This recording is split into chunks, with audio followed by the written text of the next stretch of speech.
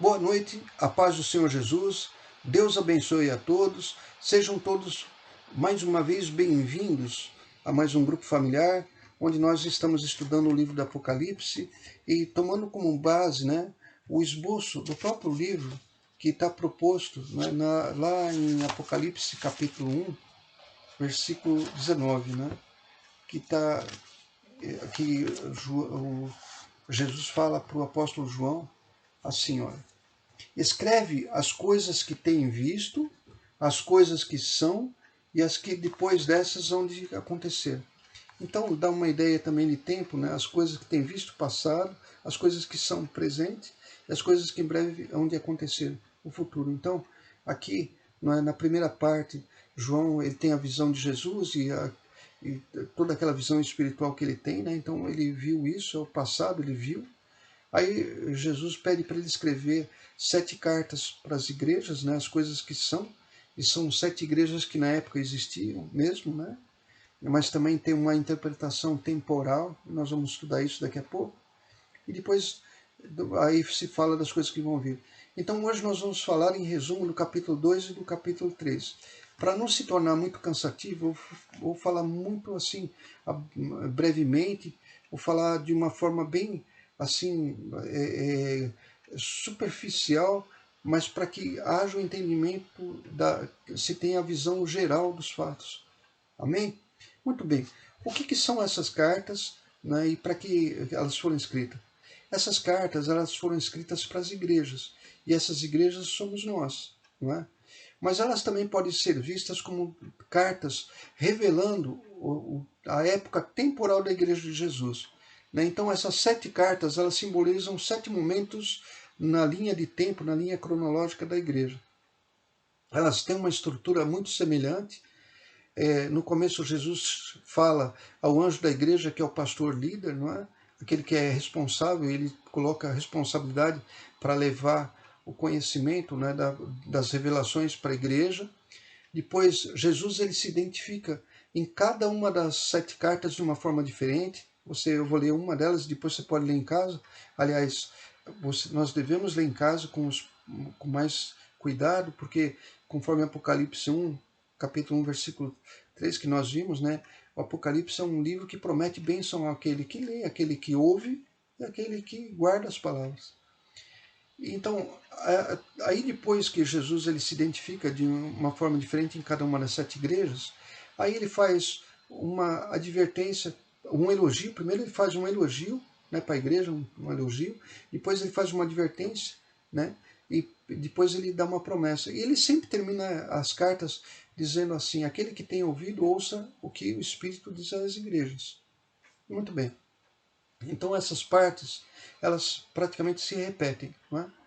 Então eu vou ler a primeira, e você vai pela primeira, que é Éfeso, Então eu vou falar assim: a igreja de Éfeso, do ponto de vista temporal, ela equivale à igreja primitiva, à igreja de Pentecostes.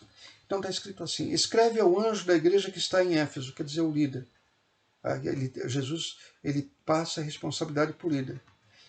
Isso diz aquele que tem na sua destra, na mão direita, as 7 estrelas, que anda no meio dos 7 castiçais de ouro. Então Jesus se apresenta dessa forma aqui. Nas outras ele vai se apresentar de outra forma.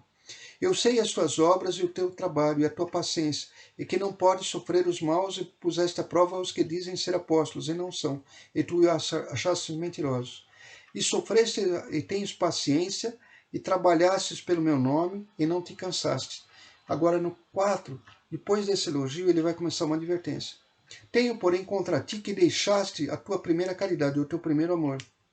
Lembra-te de onde caíste e arrepende-te. Quer dizer, veja onde você caiu e volta, se arrepende. E pratica as primeiras obras, quando não, brevemente ativirei e tirarei do seu lugar o teu castiçal. Quer dizer, cada castiçal que João viu representava uma igreja. Se não te arrependeres. Então você vê que a finalidade da advertência é para que a pessoa possa se arrepender e se reconciliar. Tens, porém, isto que aborreces as obras dos nicolaítas, as quais eu também aborreço. Esses nicolaítas, até para fazer um esclarecimento, eles se referem a Nicolau.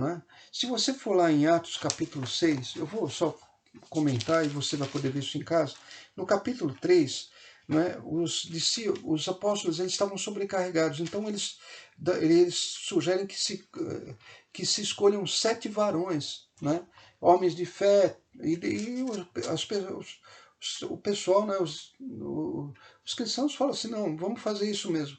Aí no versículo 5 eles escolhem, então fala assim, ó, e este parecer contentou a toda a multidão, elegeram Estevão, homem cheio de fé e do Espírito Santo, a Filipe, a Prócoro, e a Nicanor, e a Timon, e a Parmenas, e a Nicolau, prosélito, né, de Antioquia. Muito bem. O que acontece é o seguinte, Nicolau, ele foi um diácono ungido, né, para servir, só que ele acaba se desviando, ele acaba traindo, vamos dizer, os apóstolos que impuseram as mãos nele. Nicolau, esse nome quer dizer aquele que convence as pessoas ou aquele que conquista as pessoas. E por ele já ter tido um título, por ele ter sido ungido, ele tinha muita representatividade. As pessoas criam nele uma vez que ele tinha sido ungido, e ele começou a desviar, ele começava a desviar, ele não ia pelo caminho dos apóstolos, ele queria traçar o caminho dele.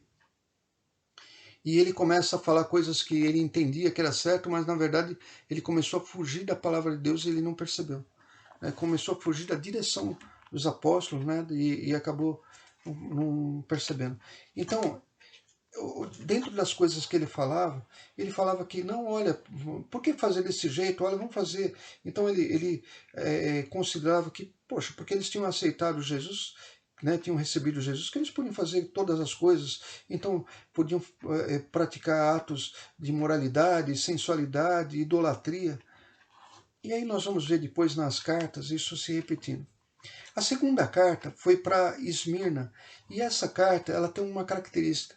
Essa segunda carta ela não tem uma advertência, porque Esmirna foi uma igreja que na época, foi mais ou menos no ano 100, no ano 315 depois de Cristo, e essa igreja foi a igreja dos mártires. Foi a igreja em que o Império Romano ele tentou acabar com os cristãos, né?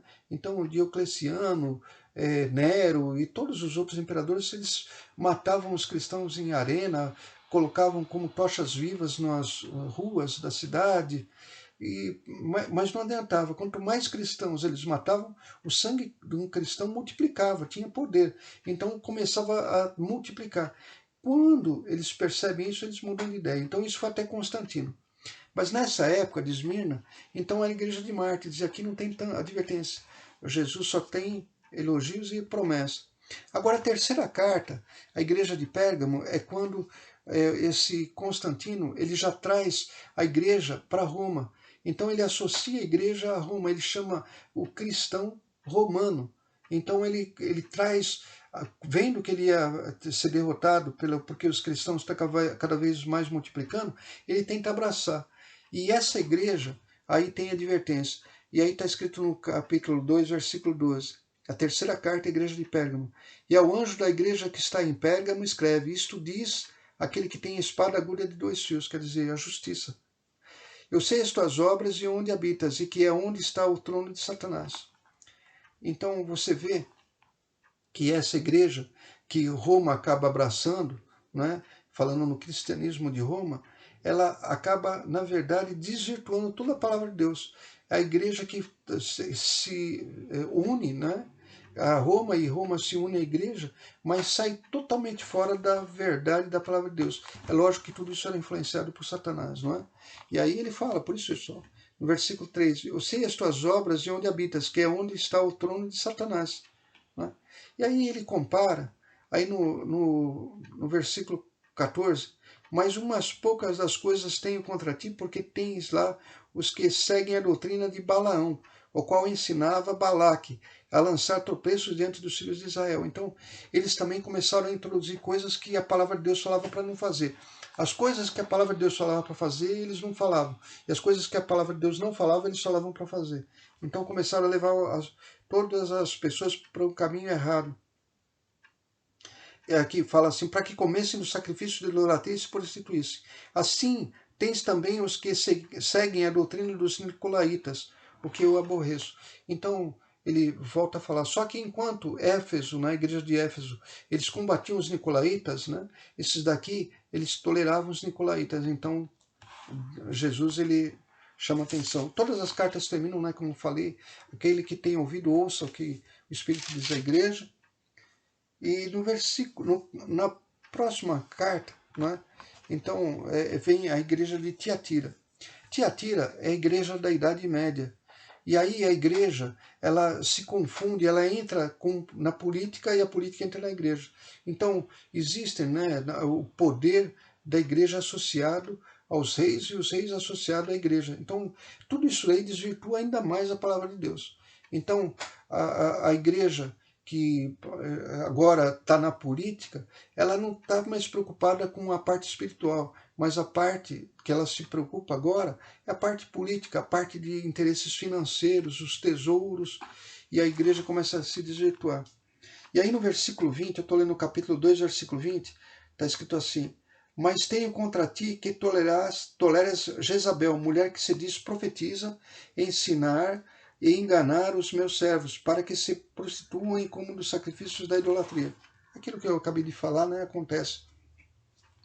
E aí, depois dessa igreja, vem a igreja do capítulo 3, que é a igreja de Sardes, ou igreja de Sardo.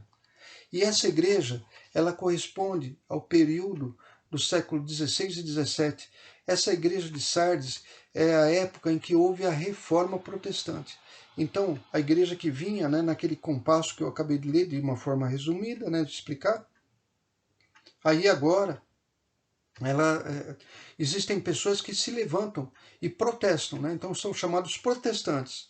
Então, nós conhecemos, né, o Lutero, o João Calvino, o Zílio e outros, né, que nós conhecemos, que nós não vamos entrar em detalhe, mas essa igreja protestante é a igreja de Sardes. E aqui no versículo 4, né, pensando numa revelação temporal, a advertência para essa igreja, né, o chamado que tem para essa igreja é o seguinte: mas também tem em Sardo ou em Sardes algumas pessoas que não contaminaram seus vestidos. Esses que se levantaram para protestar. Eles falaram assim: não, a igreja está desvirtuando, não está ensinando o evangelho puro. O que está ensinando, o que se ensina não é o que está na escritura, e o que está na escritura não é o que se ensina. Então são os protestantes. Então ele fala: porém tem em Sardos algumas pessoas que não contaminaram seus vestidos, e comigo andarão de branco, né? Branco, porquanto são dignas disso. E aí ele fala, né, o que vencer será vestido de vestes brancas, e de maneira nenhuma riscarei o seu nome do livro da vida, e confessarei o seu nome diante do meu Pai e diante dos seus anjos. Quem tem ouvidos, ouça. Né? A sexta igreja, assim como a segunda carta de Esmirna, a sexta igreja não tem condenação, não tem advertência. Ela só tem elogio. Essa igreja, ela corresponde à igreja missionária. Essa igreja foi a igreja que saiu obedecendo à voz de Deus, né, a voz de Jesus, lá em Marcos, né, quando ele fala: ide por todo o mundo.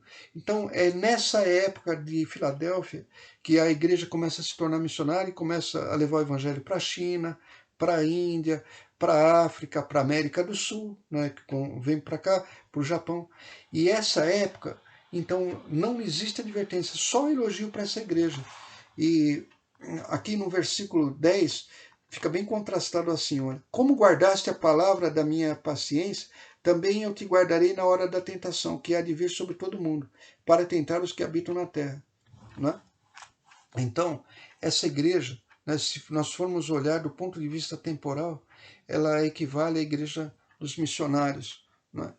E a última igreja, a última carta, né, para a igreja, que é capítulo 3, versículo 7, capítulo 14, que é a igreja da Laodiceia, nós falamos mais na semana passada. Essa igreja se tem que ela é a igreja da nossa época, a igreja que antecede a vida de Jesus. O que aponta isso? Né? O capítulo 3, versículo 20, né, quando Jesus fala: eis que estou à porta e bato. Se alguém ouvir a minha voz e abrir a porta, entrarei na sua casa e eu com ele serei, e ele comigo. E depois ele fala assim: ao que vencer, lhe concederei que se assente comigo no meu trono, assim como eu venci e me assentei com meu Pai no seu trono. Quem tem ouvidos, ele termina no 22, no versículo 22. Quem tem ouvidos, ouça o que o Espírito diz às igrejas. Então, essa, em resumo, são as cartas que Jesus, né, pede para João escrever para as igrejas. Não é? Elas são cartas que, do ponto de vista de igreja, né, são advertências, né, vários tipos de advertência, e nós precisamos ler, né, com cuidado e ver, porque cada advertência dessas são instruções que Deus está dando para nós se arrependermos, para nós não fazermos aquilo, para nós mudarmos, né? E do ponto de vista temporal, então, significa essa igreja, que esse momento que nós vivemos é o momento da igreja de Laodiceia, a sétima igreja. Uma coisa que é característica da igreja de Laodiceia é o que está escrito aqui, no 15, né? Capítulo 3, versículo 15. Eu sei as tuas obras, que nem és frio nem quente. Tomara fosses frio ou quente. Assim, porque é morno e não és frio nem quente, vomitar-te-ei da minha boca. Então, olha, é uma palavra muito forte. Então, Jesus ele fala o seguinte: vocês conheceram a palavra, vocês conheceram a verdade, né? Vocês, até ele fala assim, como dizes, rico sou, estou enriquecido, quer dizer, vocês acham que vocês conhecem toda a Bíblia, vocês agora, lógico, né, os recursos, internet, Bíblia no celular, todo mundo tem a palavra de Deus, é fácil ver pregações, então você fala assim que você é rico, né, você tem tudo, você tem conhecimento, não precisa mais nada, você é soberbo, mas na verdade você falha. Por quê? Onde está a falha da igreja morna? É que a igreja morna, ela deixa de seguir a palavra de Deus, né? E segue as coisas que o mundo está trazendo, através de televisão, cinema, internet e outras coisas. Então, aquela situação, né? Não, olha, sabe, a palavra de Deus fala isso, mas sabe, a palavra de Deus é para aquela época, agora no nosso dia, não vai mudar a palavra de Deus. A palavra de Deus não muda, eu já falei isso daí, vou repetir. Jesus fala em Mateus 24, os céus e a terra passarão, mas as minhas palavras não vão passar. Malaquias fala, Deus não muda, eu sou Deus, não mudo. Jesus, ele, né, em Hebreus se fala de Jesus assim, ele é o mesmo ontem, hoje e será eternamente, não tem mudança. Não tem essa de, a Bíblia agora, de acordo com esse tempo, não tem isso. A Bíblia foi escrita há 3.500 anos e ela sempre fala a mesma coisa, ela não muda. Né? A essência da Bíblia é que ela é imutável.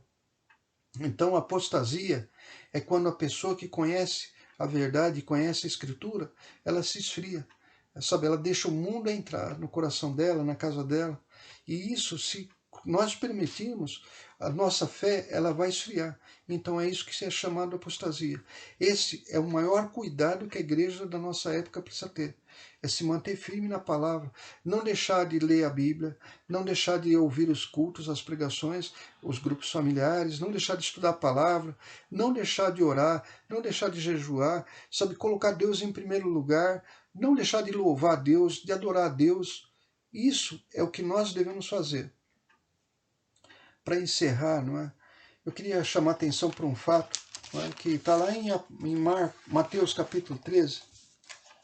Então, de uma forma muito simples, bem simples para não ser muito cansativo, nós falamos, né, do que seriam essas cartas, e na próxima semana nós vamos continuar. E aí sim, aí nós vamos começar a entrar nas coisas que vão vir, né, nas outras partes.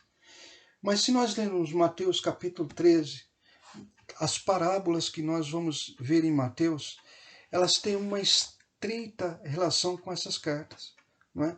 Então, se você ler Mateus capítulo 13 inteirinho, você vai ver que existem várias parábolas. E é interessante a conexão. Por exemplo, a parábola do semeador, que é quando Jesus estava na terra, lá na igreja de Éfeso, na época temporal que era a igreja primitiva, quando Jesus ele fala, né, no versículo 3, ele falou-lhe muitas coisas por parábolas, dizendo, eis que o semeador saiu a semear. Ele fala dele mesmo. Ele estava na terra, então ele sabia. O semeador era ele. Eu queria que você visse isso, né, e você prestasse atenção no seguinte. Então, a parábola desse semeador está ligada à igreja primitiva, à igreja de Éfeso, né, a igreja na revelação temporal. A igreja de Esmirna é a parábola do trigo e do joio. O trigo e do joio. Está tudo nesse capítulo, você vai ler em casa. A igreja de Pérgamo, né, a parábola que tem é a parábola do grão de mostarda. Você vai ver a conexão que tem com a igreja de Pérgamo. A outra igreja, que é de Tiatira, é a igreja da parábola do joio. A igreja de Sardes, né, é a igreja do tesouro escondido. Né? Lembra que fala assim, porém tem em Sardes alguns poucos, quer dizer, um tesouro escondido. A igreja de Filadélfia é considerada a parábola quando fala da pérola, né? pérola, vocês vão vestir de branco, né? Lembra que fala assim, cujas vestes são brancas, né? Depois, a igreja da nossa época, né? Essa daí eu vou ler, a igreja, quando fala da rede, né? E aí você vai entender, olha só, quando fala o reino dos céus, estou lendo Mateus capítulo 3, versículo 47. Igualmente o reino dos céus é semelhante a uma rede lançada no mar. Olha a ideia do arrebatamento. E que apanha toda e qualquer qualidade de peixe. Estando cheia, a puxam para a praia. E assentando-se, apanham para os cestos. Os bons, os ruins, porém, lançam fora. Assim será na consumação dos séculos. Bem claro isso. Virão os anjos e separarão, né, os maus dentre os justos, e vão lançá-los na fornalha de fogo. Ali haverá pranto e ranger de dentes. Jesus ele conta essa série de parábolas, depois ele pergunta aos seus discípulos no versículo 51. E disse-lhes: entendesse todas essas coisas? Disseram eles: sim, Senhor. E aí, no 52 ele diz: por isso todo escriba instruído acerca do reino dos céus é semelhante a um pai de família que tira do seu tesouro coisas novas e velhas. Quer dizer, guarda tudo aquilo que você ouve, tanto as coisas que você já ouviu, mas as coisas que você começa a ouvir agora. E aí no versículo 33, e aconteceu, 53, e aconteceu que Jesus, concluindo essas parábolas, se retirou dali. Amém? Muito bem. Vou convidar você, né, a fechar seus olhos. Vamos fazer uma oração e agradecer a Deus pela sua palavra. Senhor Deus e Pai, em nome de Jesus, nós queremos te agradecer pela tua palavra. Obrigado, meu Pai, em nome de Jesus Cristo, por todo o ensinamento e toda a revelação que há no livro de Apocalipse. Em nome de Jesus. E você que crê, diga amém e graças a Deus. As revelações que Deus dá, sempre Ele dá sinais, né? Nesse mesmo capítulo 13, né, se você vê no versículo 9, um dos sinais que Jesus dava no final da carta de Apocalipse é: quem tem ouvidos, ouça. Você vai ver em Mateus 13, 9, que ele vai falar assim: aquele que tem ouvidos, ouça. Amém? Então, nós que estamos aqui aprendendo a palavra, nós estamos ouvindo isso. Quis deixar para o final, né? Você pode ver isso na sua Bíblia, né? no livro de Mateus, quando Jesus ele fala da importância da gente estar estudando a palavra. É importante a oração, é importante a oração, é importante a gente ouvir louvor, é importante a gente ouvir o louvor. Mas o ensinamento da palavra de Deus, isso é muito importante. E você pode ver isso, né? Isso chama a atenção da gente, quando lá no versículo, capítulo 13, versículo 9, ele fala assim: quem tem ouvidos para ouvir, ouça. Né? Então ouça o quê? O Espírito Santo, que é o que nós devemos buscar. Amém? Eu queria pedir para você continuar orando pelo país, para que acabe essa pandemia, né? Nós estamos na quarentena, nossos irmãos estão mandando mensagens e palavras abençoadíssimas, né? Ensinamentos. Eu queria que você participasse de tudo isso orando também. E também não deixando de tomar cuidado, né? Nós, como cristãos, nós somos exemplos e nós devemos ser exemplo de obediência às autoridades, já que a Bíblia fala que toda autoridade foi instituída por Deus. Então use máscara, use álcool gel, mantenha a distância, faça tudo aquilo que nós sabemos que são as recomendações. Dizem que vem vindo uma segunda onda de contaminação, né, em muitos lugares. Nós temos que prestar atenção, nós temos que tomar cuidado. E eu peço que você, como cristão, dê exemplo para a sua família. Afinal de contas, quando você usa uma máscara, você não está só preservando a sua saúde, você está preservando também a saúde do seu semelhante. Então vamos ser exemplo, não é? E até domingo, né, no nosso culto presencial lá em Ribeirão Pires, vamos ter o culto presencial. Você é bem-vindo, né, se você puder, às 10 horas. E se você não puder por qualquer motivo, nós temos o nosso culto virtual também às 10 horas. Deus abençoe a todos, uma boa noite e até lá, em nome de Jesus.